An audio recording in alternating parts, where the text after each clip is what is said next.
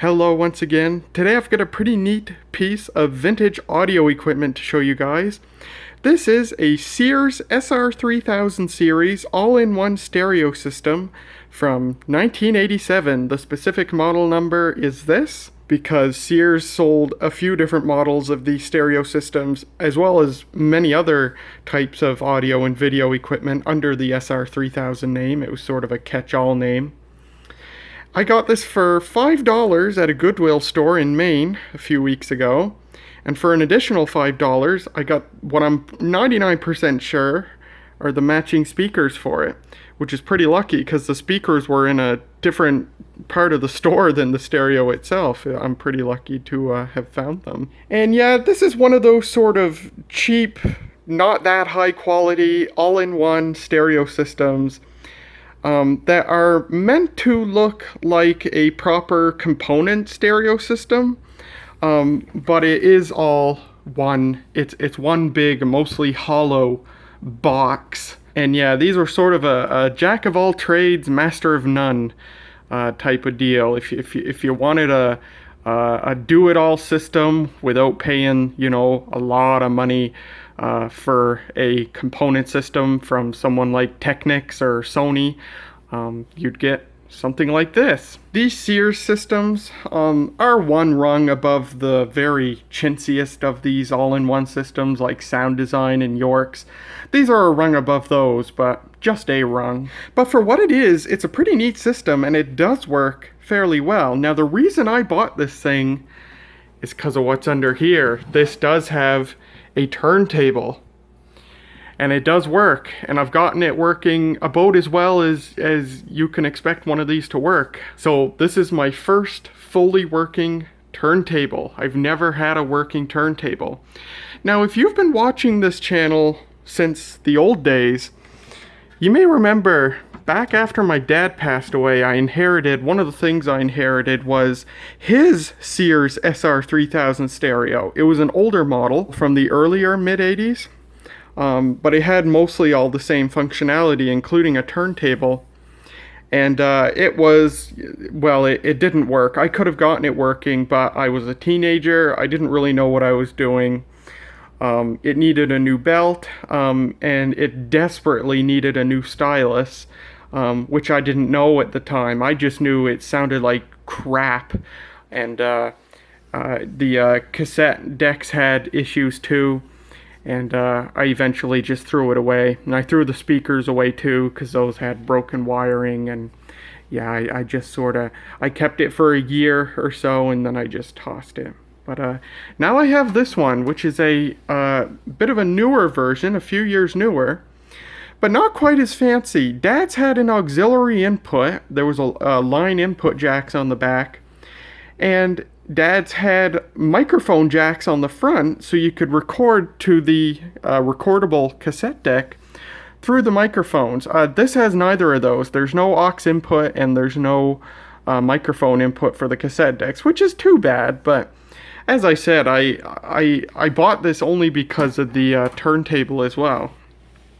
Now, something that to this day really weirds me out is that when I saw this in the store, I could have swore it was a Panasonic. For some reason, I thought I saw a Panasonic logo on this, and it wasn't until 3 days later when I drove home and finally got it out of the trunk of the car and brought it home and looked at it that I realized it was not a Panasonic. I'm not sure, had my brain been functioning properly when I saw this in the store, I'm not sure I would have bought this, knowing, properly that it was not a Panasonic as I thought it was for some reason. But you know what, $5, that's pocket change for something like this, and it is in really good condition, so I figure at the very least, it'll be fun to toy around with.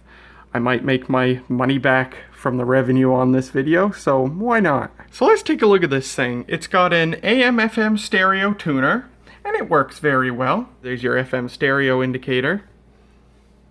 It's got something resembling a graphic equalizer with 3 settings.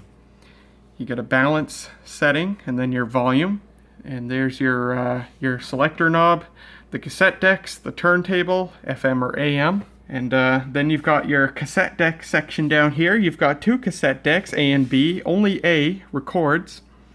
Both cassette decks are fine. The belt could probably stand to be replaced, but it's still functional. It doesn't slip or anything. As far as playback is concerned, these cassette decks sound okay. They are the most basic of cassette decks. There's no Dolby. There's only Type 1 tape support. They're stereo, and that's pretty much all you get. So as far as an ultra basic cassette deck goes, these sound just fine for playback, but they suck ass for recording. The recording quality is so bad. I mean, it's objectively fine for something like this, but I'm used to, and I like to gloat this whenever I can. I'm used to the fact that I own what's considered one of the greatest consumer grade cassette decks ever made, my Aiwa AD F770 from 1984, which makes source quality recordings. These make recordings that are far less than source quality. They're audibly muffled. Actually, they're okay for recording off the radio, but I find when recording from the turntable, the recording just stinks. It sucks really, really bad. But recording off the radio is okay-ish, so I'm not sure what's up there. I guess probably just poor design of this thing. Kind of interesting, these cassette decks do have two sort of gimmicky features. First of all, it's got high-speed sync dubbing. So what's kind of nice for that is that these two cassette decks are driven off a single motor. There's only one motor to turn both of these, and if I engage one, it starts spinning, and pressing play on the other one just enacts either a clutch or a gear or something. It must be a clutch because there's no grinding, and it spins the other one with the same motor. So that's nice because they run at the exact same speed. So you can do this sync dubbing here and make an accurate, unless there's something I don't know, you should make a perfectly accurate speed dub of a cassette using this feature. And it's double the speed, so it takes half the time to dub a side of a cassette. That's your record indicator, and you've got a 1/4-inch headphone jack. The other nice feature these have is an extended play feature. If both decks have a tape in them, what you do is the tape you want to play first, you put in A. So you're playing your tape in deck A, and the tape in deck B, what you do while deck A is playing is engage the pause, basically engage the play and the pause. So deck B is paused while deck A is playing, and when deck A gets to the end of the tape, deck B starts playing. So that's kind of a nice feature. A bit of a gimmick, but a nice feature. The soft eject cassette doors still work. The heads and capstans and pinch rollers were very dirty in these mechanisms, so I had to give those a really good clean. This entire system was filthy when I got it. I spent a lot of time cleaning it, and it came out very well. It's in really, really good condition. There's your transport controls there, and your power button. And then we get to the turntable. So this is a bog standard, really cheap turntable that was used in a lot of systems. It was used in a lot of these cheap all-in-one stereo systems from Sears, Sears' LXI brand, and a few other brands. I'm not sure if it was used in any discrete standalone turntables, but it was used on a lot of these all-in-one stereo systems. The belt on this was bad. I bought a new belt for $5 on eBay and replaced it. With the original stylus, it sounded just fine, but I replaced the stylus anyway. So pretty much, originally, I incorrectly thought that this uses a phono cartridge. Okay, so disclaimer, where this is my first turntable ever, I knew nothing about turntables and the care and feeding and upgrading of turntables. before I got this. So I've learned a little bit through the ownership of this and things such as styli and cartridges and tracking weight and stuff like that. So cheap turntable mechanism like this, it's got a ceramic cartridge, not a magnetic phono cartridge, which yields lower audio quality. My research incorrectly led me to believe that this uses the same, or at least a similar type of phono cartridge to the Crosley and Crosley-like turntables that you can get today. So I erroneously bought a replacement stylus for one of those. I bought a stylus for a Chuo-Denshi CZ800 cartridge. Well, this has a Chuo-Denshi cartridge, but it's not the CZ800. I believe it's the CZ699. So basically the predecessor.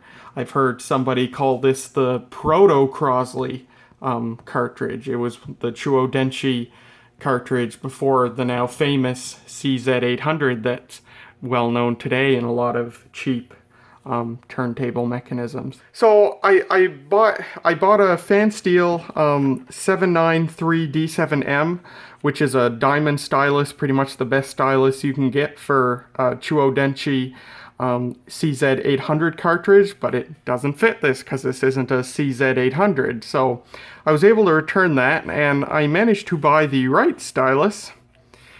I bought a Fansteel 796D7 diamond stylus, and it fits on there just fine.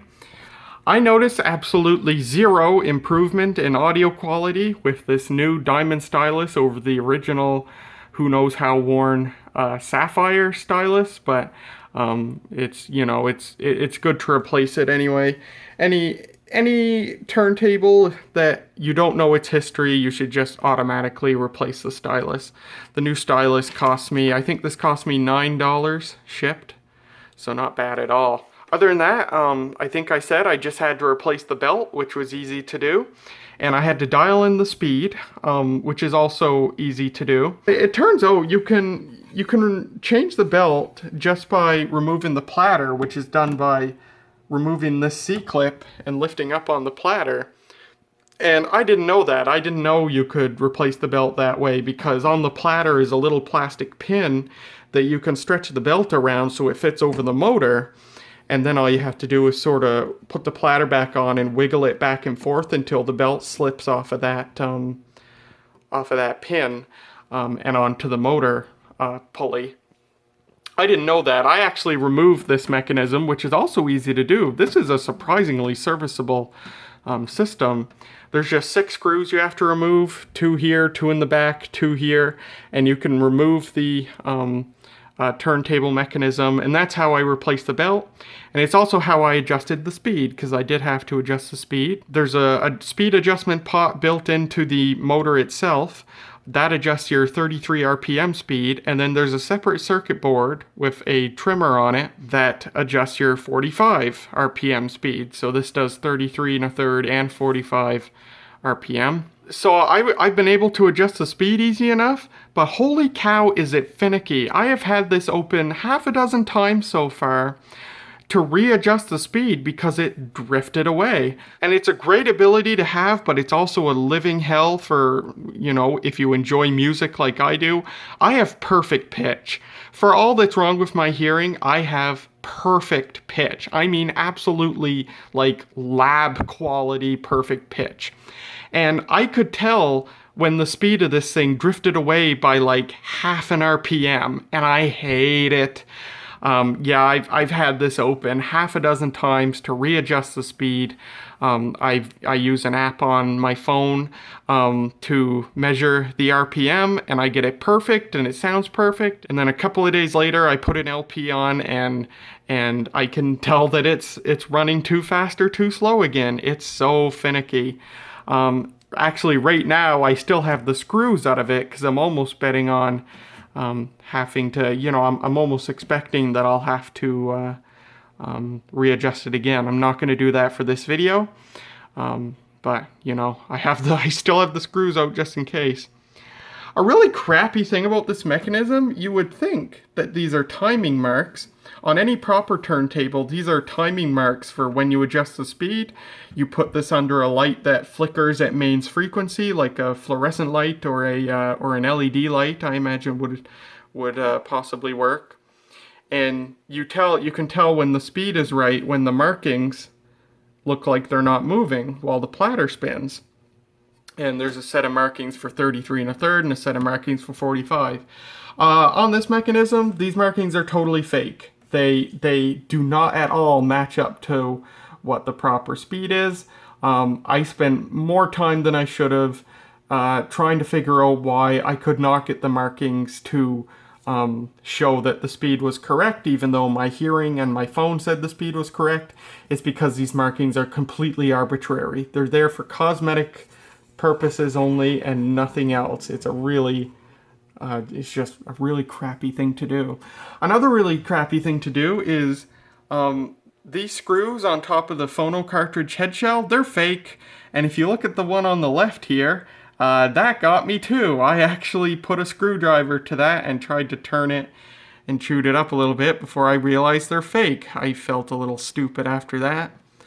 So, you know, I can appreciate a turntable designed to a budget, but don't give it fake features. Don't give it fake speed markings and fake head shell screws. That's just so crappy. Also, I think it's meant to look like it has a oops. I think it's meant to look like it has a counterweight on the back as well. It does not have a counterweight. This arm uses a spring inside the back of it here to it's to basically give it the tension to set the tracking force. Tracking force is a really important thing for to adjust on a turntable, especially one like this, which will probably have a bit heavy tracking force because that's what the original Sapphire stylus would have been spec'd for. So on this fan steel diamond stylus, it specifies a tracking force of 3 to 5 grams.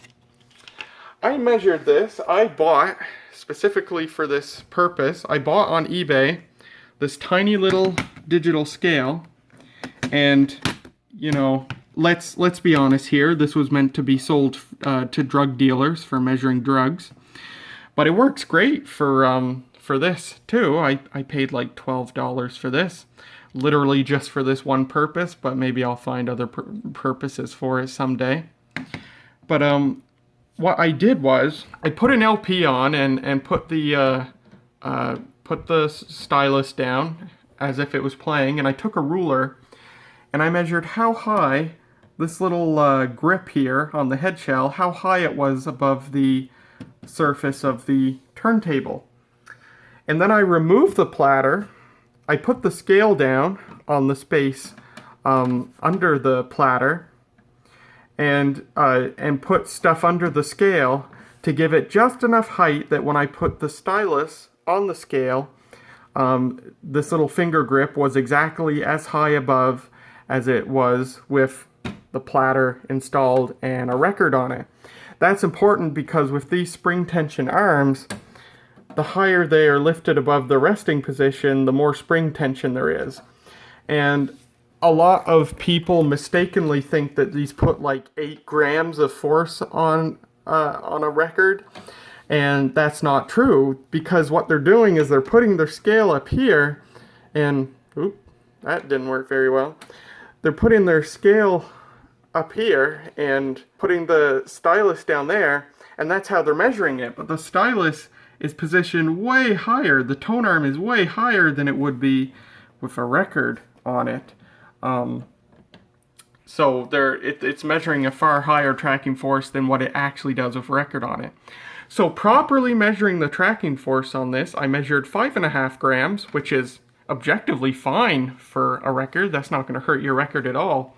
These things get a bad rap. People think, oh, they're going to destroy your records because of the tracking force. No, they're not. 5.5 grams is fine. I believe the official spec for vinyl records is up to 8 grams, I think. But anyway, I got 5.5 grams. Well, this new stylus wants 3 to 5 grams. So I made a little bit of a redneck counterweight. I had these random metal dowels that I have no idea where they came from. I just took some Scotch tape and taped them around the back of the tone arm. And that dialed the tracking force back to 4.5 grams, which is great. So that's what I did, and it's been working just fine. So, how does my first fully working turntable sound? Well, objectively, it sounds just fine. It is absolutely not as good as some, better turntables. But in its own right, it sounds just fine. It's perfectly listenable. And yeah, it makes me really sad. I wanted to go, for example, I wanted to go on the Reddit, I wanted to go on our vinyl on Reddit. I wanted to post a picture of this thing and say, hey, look at the nice vintage stereo system I got. But I went on the subreddit and I found that every post about something like this was hounded with negativity. People saying, throw that in the trash, it's gonna destroy your records, blah, blah, blah. And I did a lot of reading on that subreddit, and it seems like the vinyl, the vinyl listening community is really toxic. There's just so much negativity. According to these, so-called purists, if your turntable didn't cost at least $200, it's junk and you shouldn't use it, and it'll destroy your records, and it won't give you a true experience of what records are meant to sound like. I think that's just dumb. Use what you can afford. Let me make the case right now. Using something like this is not going to destroy your records. I measured 5.5 grams of tracking force on this. That's too heavy for the diamond stylus that I have installed now, but on the original sapphire stylus, that's perfect. That's well within spec, and for vinyl records themselves, that's well under the maximum tracking force that vinyl records were meant to be used with. So there is objectively nothing wrong with a turntable like this. There are objectively better turntables, but this is in its own right an objectively fine turntable. And I think the people who spread such vitriol about systems like this should just stop. They don't even know what they're saying because they haven't properly measured stuff like the tracking force on these. I found some posts where people even hounded turntables like the Audio-Technica AT-LP60, one of the very best budget turntables on the market today, an objectively excellent turntable that sounds fantastic, and it's very popular and it's very affordable at like $60 or $80. People even, call those junk when they're absolutely not. It's terrible. The vinyl community is really toxic. Anyway, that was just a bit of rant on my part. Nothing wrong with something like this. The only thing you got to do if you do replace the original sapphire stylus with a diamond stylus, do test, properly measure the tracking force and adjust it if necessary. A redneck counterweight like I've done here is absolutely fine. So how does my first fully working turntable sound? It sounds okay. It's not the greatest. I have several LPs here, some of which are my mother's. And my mother took very, very good care of her LPs, like everything. So I know that they're in good shape, and they just sound okay on this. Not great. When I go on YouTube and I listen to someone else's recording of the same LP that they recorded on their proper, higher end turntable, it sounds a lot better than it does playing on this. Especially when you're using headphones. Through the speakers, it sounds just fine, but through headphones, you can tell that this just isn't as high quality of a turntable as something proper like an Audio-Technica AT-LP60. But in its own right, it's just fine, and certainly for my very first turntable, I am totally happy with it. And we will demonstrate that in this video. The only other thing I'll do is go around the back here. Here's what it looks like. I like the wood grain finish on this. On the back, there's your model number. So like I said, Sears sold quite a few of these all-in-one stereo systems under the SR-3000 brand. over a several year period.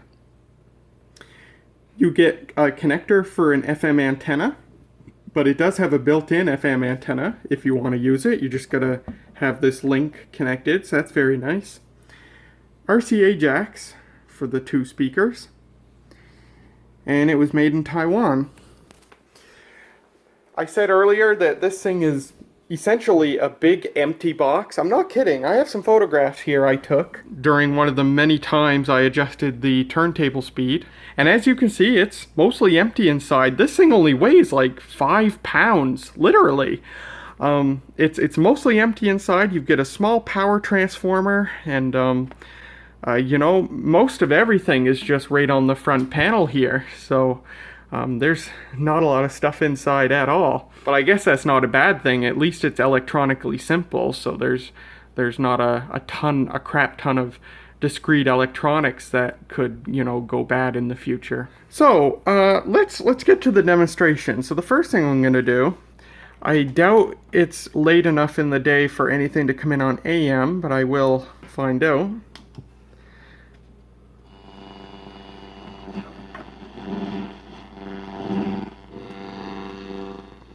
So nothing on AM. There'll be lots of stuff on FM. I gotta be careful not to hit any music.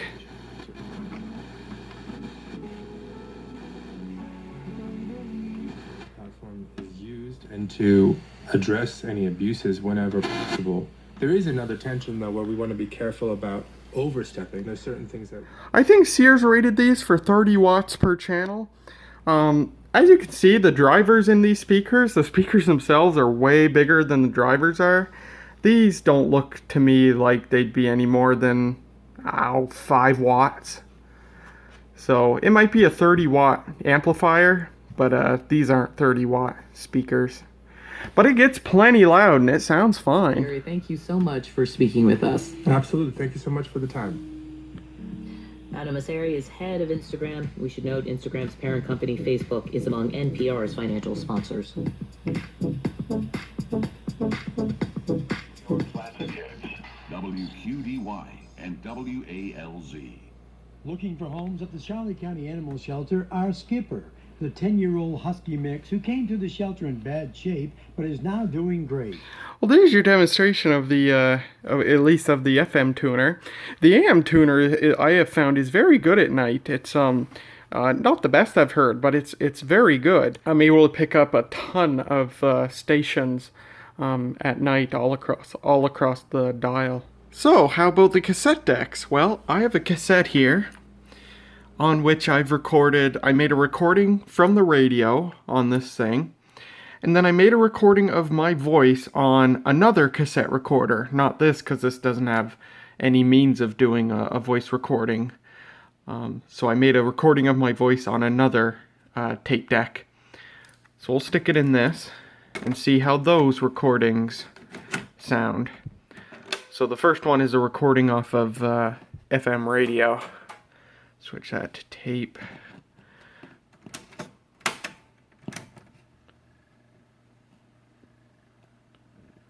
Forced to leave, the Shediac Film Festival is screening a documentary about the site. You'll hear from a filmmaker and a former resident. And on Information Morning in St. John, a St. John poet is returning to the city for a visit after being away for 10 years. Writer Emily Davidson published her first collection of poetry in May. It's called Lift, and it's a coming-of-age book set in St. John and Vancouver. You'll hear from her. So that's what's coming up on your local morning show tomorrow. I got this note from Brent Mason during the show, and he says, Robert Hunter, the Grateful Dead lyricist, died today, and he says, you must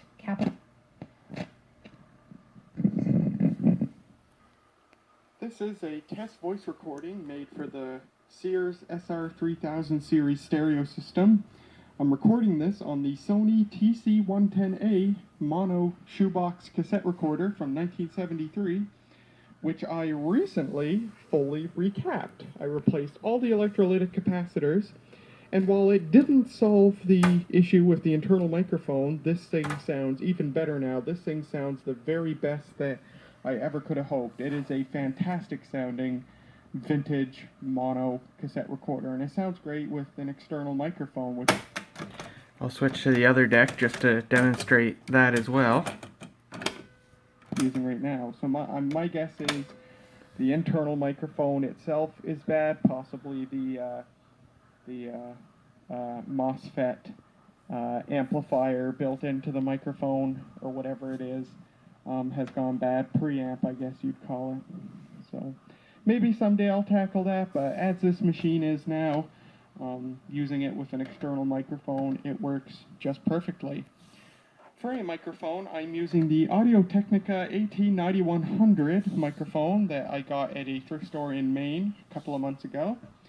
This is a dynamic microphone, and you may find that it lacks a little bit of high end. That's because dynamic microphones, as opposed to condenser microphones, dynamic microphones are designed to pick up really, really loud noises. That's where they really shine. So things like instruments, you know, think of a concert or something really loud. That's where dynamic microphones shine. Something a bit quieter, like my voice, although I am speaking at a respectable volume, won't allow the microphone to function at its peak performance, and the result of that is that it's going to lack a little bit of the high frequencies, just because of that. But it's otherwise, this is a fantastic sounding microphone, and a fantastic microphone to hold in the hand too. You know, it's got this metal handle on it, and it's quite heavy and very nice. But anyway, here's what a recording made on another machine sounds like on the Sears. So, that is how the cassette decks sound in this thing.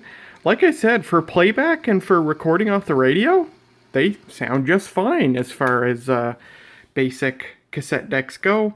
But recording from the turntable is pretty bad, and I'll demonstrate that later in the video as well. So, now we move on to the turntable. So, I do have a few LPs here. Most of these belong to my dad. A couple of them belong to my mom. Those are the ones that are in really good shape with the plastic wrap still on them from when they were new. And then two of these I bought recently at a thrift store. Now, because YouTube's content ID is much stricter than it used to be, the only record I can demonstrate for you in this video is this record, a compilation of Scott Joplin's ragtime music, because Content ID doesn't pick this up, or at least it doesn't pick up the one piece that I will be playing for you in this video, which is the Maple Leaf Rag. I like the Maple Leaf Rag. I picked this up for $2 at a thrift store. It is a cheap Pickwick record. Pickwick were known for making low-end, cheap record albums, mostly like compilation albums and recreations of existing music like this, and you know, those as seen on TV compilation records for like K-Tel and stuff like that. But this is the only record I can demonstrate for you guys, because all the others would make a Content ID match. So I will play the Maple Leaf Rag. This album was pressed in probably 1977 or shortly after. And I'm going to play the Maple Leaf Rag. This record does not sound great. Side 2 is what I want. It doesn't sound great, it's kind of muffled. I think that may just have been how it was pressed. That just might have been right from when it was new. As you can see, this is also kind of dirty, just the way it is. But anyway, let me put on the Maple Leaf Rag, and I'll let you hear what the turntable sounds like, at least coming out of the speakers here. Now, although I'll only be playing one song for you in this video, I will be uploading a second video after this, an addendum, where I will play one song from each of a subsection of these records, half a dozen of them or so. So that'll be a full demonstration of the turntable. I will be recording directly from the headphone output, so it'll be a direct audio connection, and there will be one song from a few of these records, and this one just came in a few days ago, and I friggin' love it. I am super pumped to have it. I'm thinking of recording an entire playthrough of this one and uploading it on CPQ 5360, my audio video archive channel. But a song from this will be in the video that I'll be uploading after this one as well. So stay tuned for the video following this one if you want a more complete demonstration of the turntable with a direct audio feed.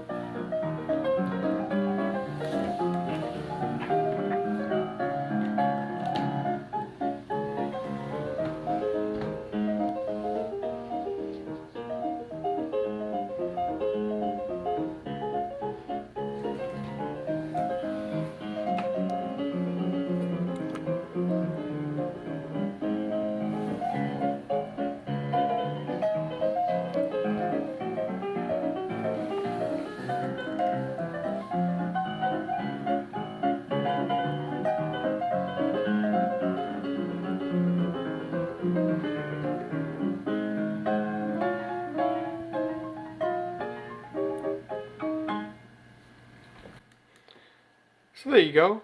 Not the best rendition of the piece, in my opinion. This guy likes to dress it up and make it all fancy and stuff, and he's not playing it in the way Scott Joplin meant for the piece to be played. But oh well. You might have noticed between scenes that I cleaned up the record, made it nice and clean and shiny. This is what I use, Novus number 1 Plastic Clean and Shine. This is one of the 3 components of the Novus plastic polish system. Number 1 is not abrasive. It's number 2 and 3 that are abrasive. Number 1 is just a finishing product for cleaning and shining it up. Well, it says right here, anti-fog, anti-static, and dust repellent. So given those 3 qualities, it would seem to me that this is a perfect solution for cleaning vinyl records. So I tried it on that Scott Joplin record, and it cleaned it right up very nicely. But yeah, there's a little demonstration of what the turntable sounds like. And again, if you want to see a more complete demonstration with a song from a few of these LPs. I will be uploading a video after this one, an unmonetized video, just those full songs with a direct audio connection to the system, and you'll get to see how the turntable sounds. Oh, I've got the cassette deck recording here. So if I play this back,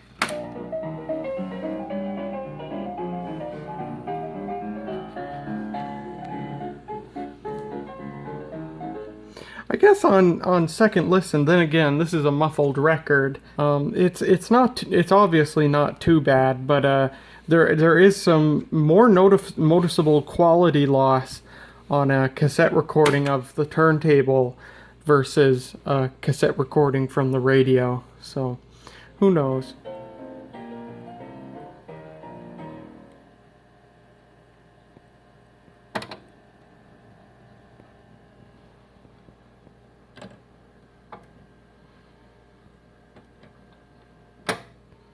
Oh. And there is your demonstration of the turntable part of the system. Oh, I am missing the 45 adapter, but that's no problem. They can be picked up really cheap on eBay. Well, that concludes our overview and demonstration of the Sears SR-3000 Series stereo system from 1987 with an AM/FM stereo tuner, dual cassette decks, and a ceramic cartridge base turntable. This is a cheap and cheerful stereo system, I must say. The radio tuner is just fine to my ears. The cassette decks are only very basic and not the best basic cassette decks I've ever heard, but in their own right, they sound just fine, and I've had no issues with them. And although the turntable is just a cheap unit with a ceramic cartridge, and it doesn't sound nearly as good as better magnetic cartridge-based turntables, it is in its own right just fine. And you heard me go in the whole spiel about how this will not destroy your records. Fitted with a new diamond stylus and with the tracking force properly measured and with a redneck tracking weight applied, there's no problems playing your records on this. It's just not going to sound as good as a proper turntable with a magnetic cartridge and better speed regulation and stuff like that. But considering this is my first fully working turntable, I am certainly not complaining, and I have been very, very satisfied with it, having a lot of fun using it. Bridget and I have had a lot of fun spending evenings listening to LPs on this, and we want to go hunting for more LPs with cool music to listen to on this as well. So, that's it. I hope you guys enjoyed this video. Thank you very much for watching. Once again, look out for the video following this one, which will be a direct audio connection demonstration of the turntable with a few songs from different LPs. And other than that, I'll see you later.